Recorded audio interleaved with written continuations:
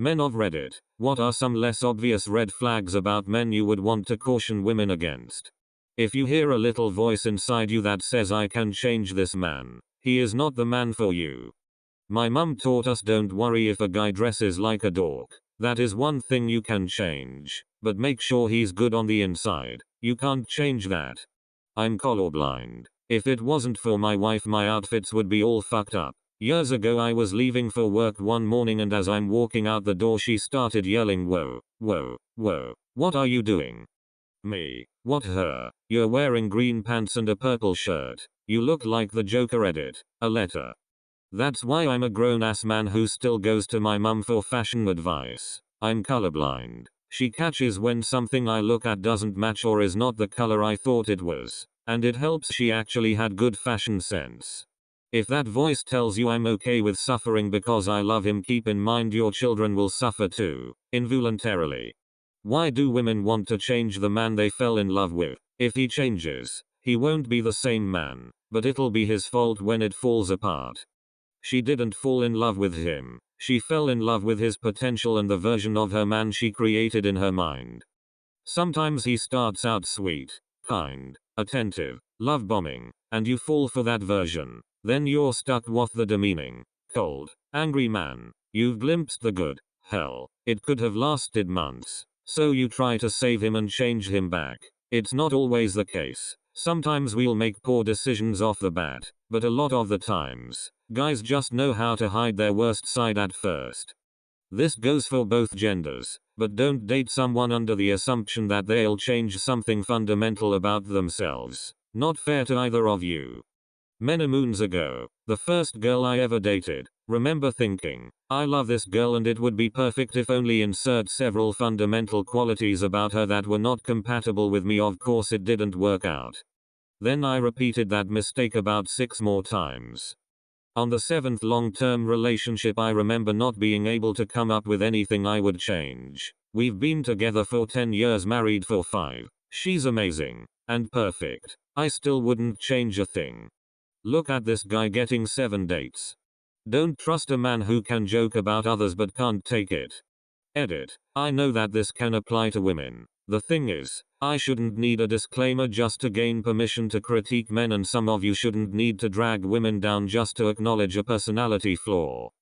This bugs the shit out of me. Even outside of the date world, we've had the same group of like 10 friends since high school, and even 20 years later there's that one guy we wish would just loosen up.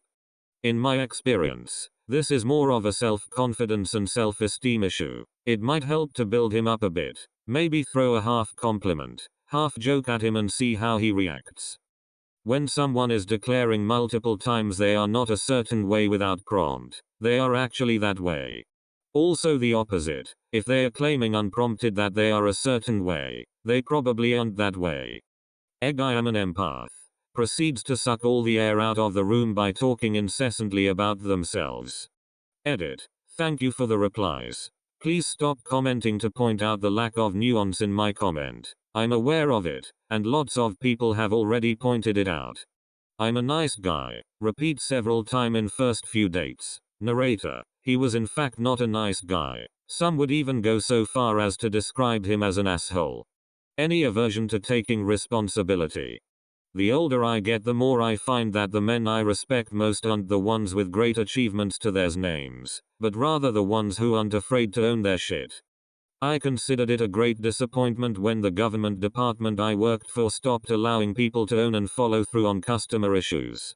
Previously, you could run into a problem, tell the member of the public, usually, I will fix that, and you would become the hub for that issue, even if you had to contact 3 or 4 other people with higher level authority to actually fix the thing. Whoever the customer spoke with first, they could keep speaking with them on follow-ups and that same person would be in the loop and pushing the agenda.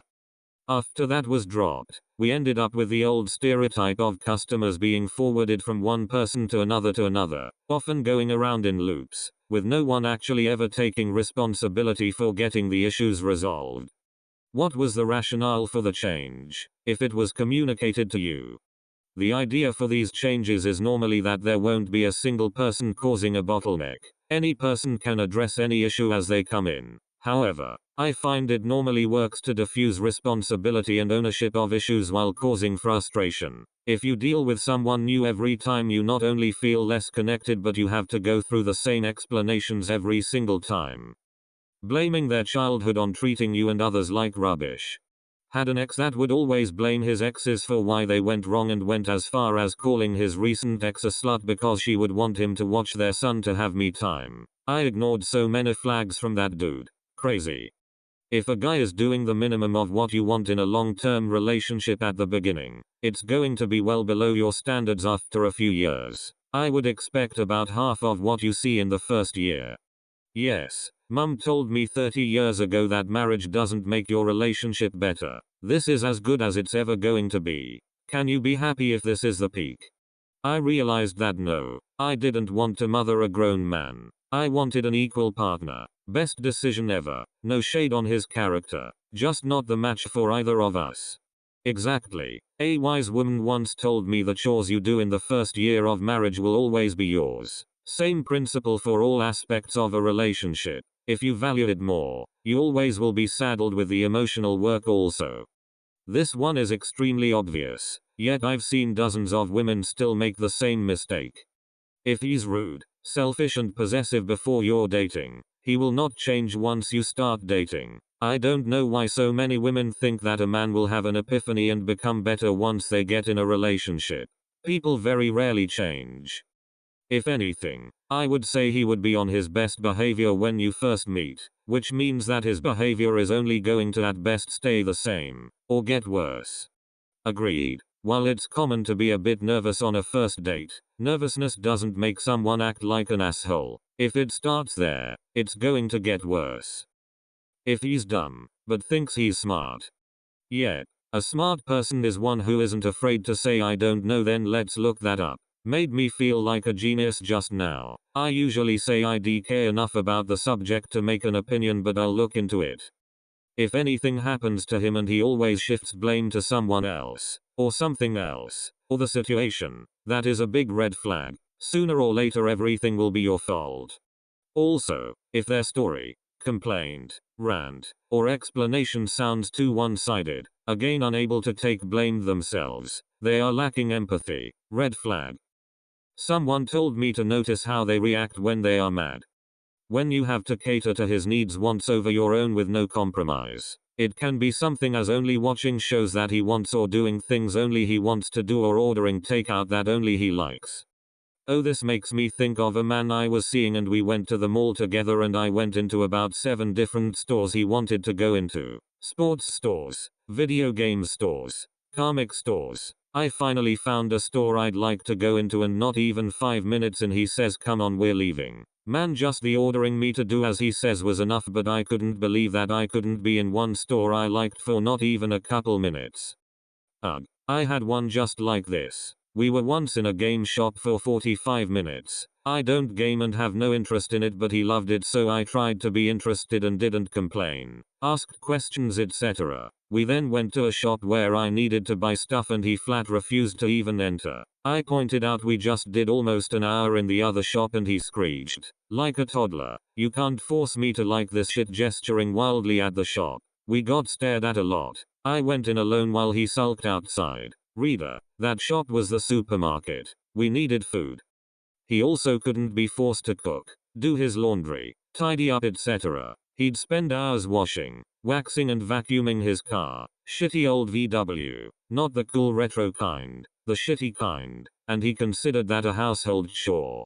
Car wasn't a household vehicle though. That was his alone. I was only allowed in if I put a bin bag on the floor so my shoes wouldn't ruin it. As if I'd made sure to walk through a 6-foot pile of dog shit every time I left the house. Food shopping wasn't allowed in the boot in case something spills, so he always refused to pick me up afterwards. Great, well-adjusted, responsible adult that he was.